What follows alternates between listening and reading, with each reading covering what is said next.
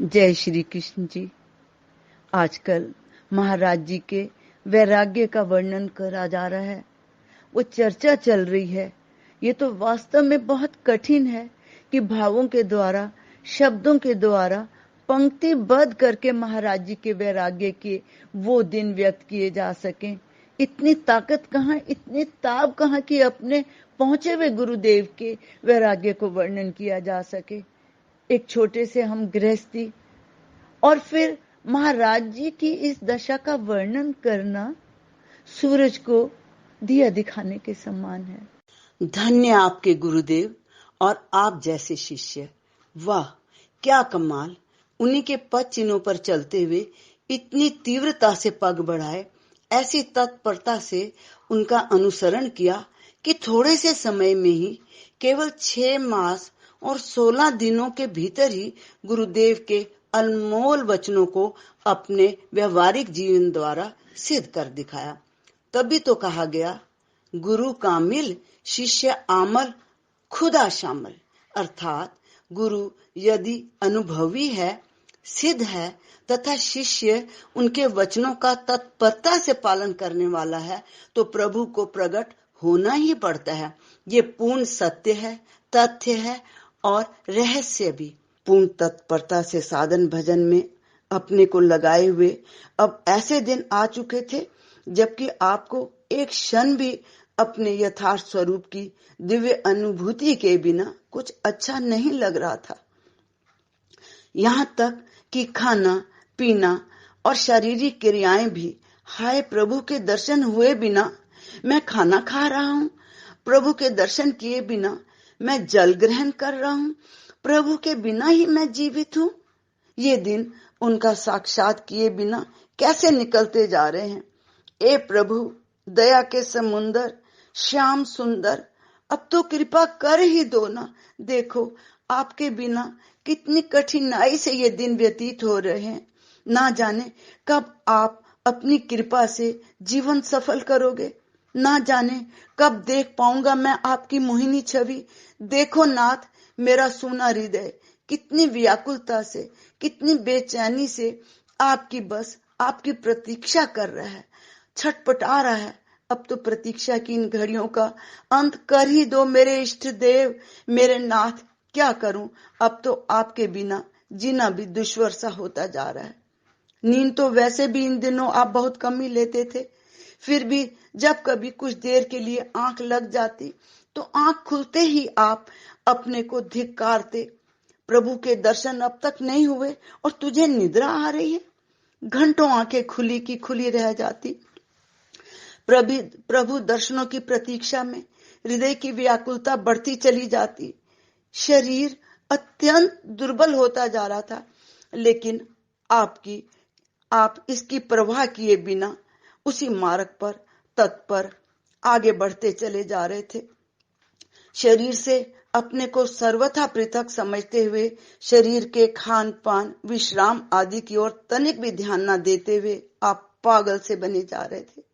बिना थके, बिना किसी प्रकार की क्षण मात्र की उकताहट महसूस किए हुए सतत एक ही भाव, एक ही धुन में आप मगन थे। उसकी हरदम जुस्तजू, वो ढूंढता हूँ 400, दिल भर की इक है आरजू, दिलदार क्यों मिलता नहीं। गुरुदेव स्वामी राम तीरथ जी के इन शब्दों ने आपको दीवाना सा बना रखा था।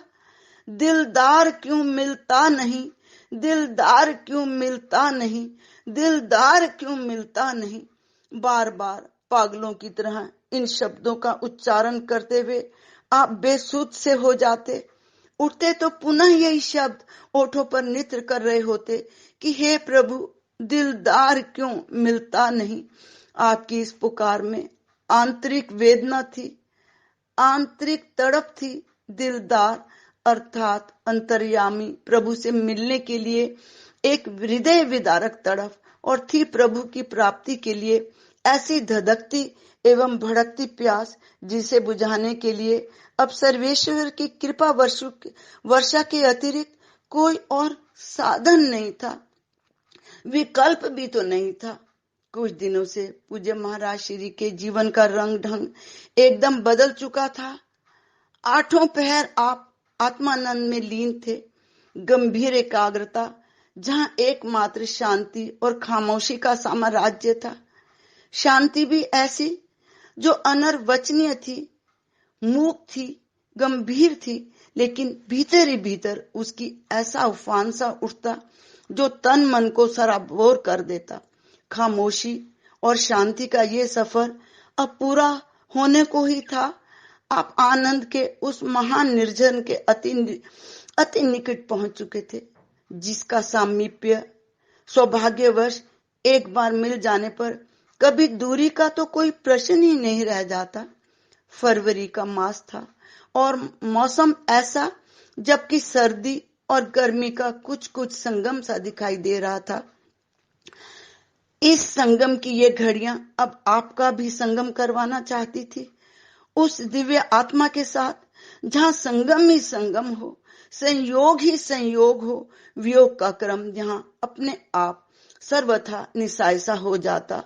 ऋतु भी क्या खूब, बसंत, जिसे अपनी विभूतियों में भगवान जी ने अपना ही स्वरूप कहा। आपकी भी अब जन्म जन्मांतरों की पतझड़ का दौर समाप्त होने को ही था और एक ऐसी सदाबहार आपके जीवन में आकर अपने को भी कृतार्थ किया चाहती थी, जिसके पश्चात कभी पुनः पतझड़ न आए। जहां एक बार पतझड़ से शुष्क वातावरण में हरियाली पुनः लौट चुकी थी, वृक्षों के नए नए अंकुर निकलकर बसंत के शुभ आगमन का संदेश दे रहे थे, वहीं उन्हीं वृक्षों के नीचे गंभीर मुद्रा में बैठा हुआ एक सत्य संकल्पी साधक आज अपनी चिर अभिलाषा साथ को पूरा होने की बहुत अधीरता से प्रतीक्षा कर रहा था। भीतर की आगाध शांति का क्रम निसंदेह इस बात का परिचायक था कि अब ब्रह्म स्थिति की प्राप्ति हुई। ऐसी उनकी आंतरिक इच्छा, आंतरिक भाव, जो कि उनको इससे एक आशा दिला रहे थे कि वो दिव्य वाणी में निर्ममो निरहंकारा सह शांतिम अधिगच्छति के साथ उसी स्वर में कहना पड़ा, ऐसा ब्राह्मी स्थिति पार्थ, अर्थात जब भी भीतर शांति स्रोत उमड़ पड़ा तो समझो कि यही वो ब्राह्मी स्थिति है। आज वो दिन आ चुका था जो न केवल आपके जीवन का ही अपितु असंख्य गीता प्रेमियों, भावी साधकों, जिज्ञासुओं के लिए भी एक महत्व का विषय था। अतः आप लक्ष्य के प्रति आप द्वारा संजाए गए सुनहरी स्वप्न आज पूरे ही हुआ चाहते थे। वैसे तो कई दिनों से लक्ष्य की झलक आपके साथ आंख मिचौनी कर रही थी, जिससे आपके भीतर मस्ती का प्रवाह उत्तरों उत्तर ही बढ़ता जा रहा था, परंतु आज तो आपकी मस्ती का अंदाज ही कुछ और था। ब्रह्म मुहूर्त में उठते ही आपके भीतर कुछ विशेष ही रोमांच सा हो रहा था। आंतरिक चुलबुलाहट, अमृत से भी कहीं अधिक मधुर रस, अवर्णनीय मस्ती, अकथनीय आनंद, अनर्वाच्य शांति आपको ना जाने इस भौतिक नश्वर जगत की समस्त सीमाओं एवं परिच्छिन्नताओं को उल्लंघन कर कहीं किस नई बस्ती में ले जाना चाहती थी। शारीरिक रूप में नहीं, आंतरिक रूप में, क्योंकि ये यात्रा तो भीतर की थी। ये सफर निराला सफर था, जिसके लिए कोई दूरी तय नहीं करनी थी, बल्कि अपने भीतर ही गुम, चारों ओर से बेसुध होकर अपने ही अंदर खो जाना अभीष्ट था। और इसी सफर में सर्वेश्वर की कृपा आप पूर्ण सफल मनोरथ हो रहे थे। इस सफर में सर्वेश्वर की कृपा आप पर पूर्ण हो रही थी। खामोशी का ये आंतरिक सफर, इसका वर्णन भी किया जाए तो क्या और कैसे, कैसा खामोशी का सफर। मुझसे ना तू पूछिए, हो रही कैसे गुजर अब, मुझसे ना तू पूछिए। मस्त हूँ, अलमस्त हूँ, दीवाना हूँ, मस्ताना हूँ मैं, मस्ती का राज क्या मगर मुझसे तू ना ये पूछिए। निराली मस्ती एवं गंभीर शांति की दिव्य अवस्था। वैसे तो आप इस स्थिति में पहुंच चुके थे, फिर भी गुरुदेव के उपकार आपके नेत्रों को अश्रु पूर्ण कर देते और उनकी कृतज्ञता के भावों में आप सदैव ही खो जाते। अब तक तो श्रद्धा के बल पर ही ये संपूर्ण आध्यात्मिक खेल चलता रहा और इसी अचूक दाव से इस खेल की बाजी आपने जीत भी ली, लेकिन अब मन तड़फड़ाने लगा।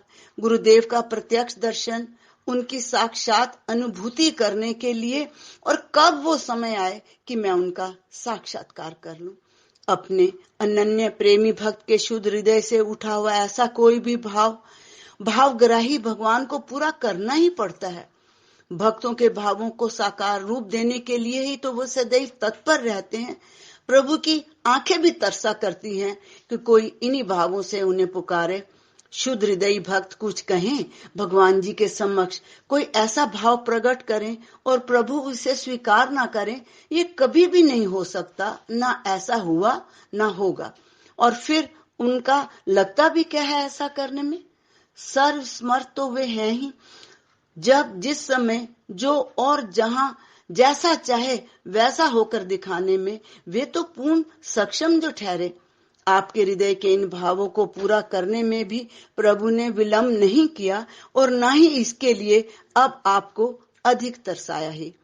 इष्ट देव के सगुण साकार दिव्य स्वरूप के प्रत्यक्ष दर्शन उपरांत पूज्य गुरुदेव के सशरीर दर्शनों का भाव साकार होने में आपको अधिक प्रतीक्षा नहीं करनी पड़ी। अब इस शुद्ध भाव के उदय होने के कुछ ही समय में आप जब ध्यानासीन हुए, ध्यान में लीन हो गए, तो वंदे श्री गुरुदेव जी की लोक प्रसिद्ध मुस्कुराता हुआ मुखमंडल, उनका तेजोमय रूप, खुले हुए बड़े बड़े नेत्र, उठे हुए वर्ध हस्त के साथ आपके सामने प्रत्यक्ष प्रकट हो ही गए। गुरुदेव का ये शांत सौम्य अति आकर्षक दिव्य रूप आपके अपने समक्ष आता हुआ ऐसे अनुभव हुआ जैसे ऊपर स्वर्ग लोक से कोई देव पुरुष, कोई परी धीरे धीरे नीचे उतर रही हो। कुछ समय तक वे प्रज्वलित आग के समान खिला हुआ, चमकता हुआ, दमकता हुआ मुखमंडल आपके सामने रहकर आपको पुलकित करता रहा, आपको भाव विभोर करता रहा, आपके भीतर चुलबुलाहट एवं दिव्य मस्ती उत्पन्न करता रहा। आप भी उसी में अपना सर्वस्व खो चुके थे। त्याग तप की साकार प्रतिमूर्ति कृपा सिंधु गुरुदेव जी ने सशरीर अपने सामने देखकर आपकी प्रसन्नता का कोई ठिकाना ही ना था। यद्यपि कृतार्थ तो आप पहले से ही हो चुके थे, लेकिन गुरुदेव की इस अतुल्य कृपा को देखकर आप आज ही ऐसा अनुभव कर रहे थे कि बस अब जो पाना था पा लिया। गुरुदेव के प्रति आपकी अटूट श्रद्धा रंग लाई और वही श्रद्धा, वही निष्ठा आज सजीव रूप धारण करके आपके समक्ष गुरुदेव के रूप में मूर्तिमान हुई, प्रकट हुई। गुरुदेव भी अपनी मुस्कुराहट आप पर बिखेरते हुए आपके आनंद एवं प्रेम में भी वृद्धि करते जा रहे थे। गुरु शिष्य का ये निराले ढंग से अभूतपूर्व मिलन देखकर शायद देवगण भी मुस्कुरा रहे होंगे और यह सोचकर कि संसार में ये जोड़ी किस शान से निकली है। एक ज्ञान का बादल है, एक ज्ञान की बिजली है, एक ज्ञान का बादल है, एक ज्ञान की बिजली है। सच में ही उस समय ऐसा ही प्रतीत हो रहा था। हमें ये बोले बिना नहीं रह सकते कि भक्त और भगवान की जय, भक्त और भगवान की जय। आइए ओम नाम की ध्वनि से इसको यहीं विराम देते हैं। ओम ओम ओम ओम ओम ही ओम ही ओम ही ओम ओम ओम ओम ओम ओम ही ओम ही ओम ही ओम ही ओम ही ओम ही ओम ओम ओम ओम ओम ओम ही ओम ही ओम ही ओम। धन्यवाद। जय श्री कृष्ण।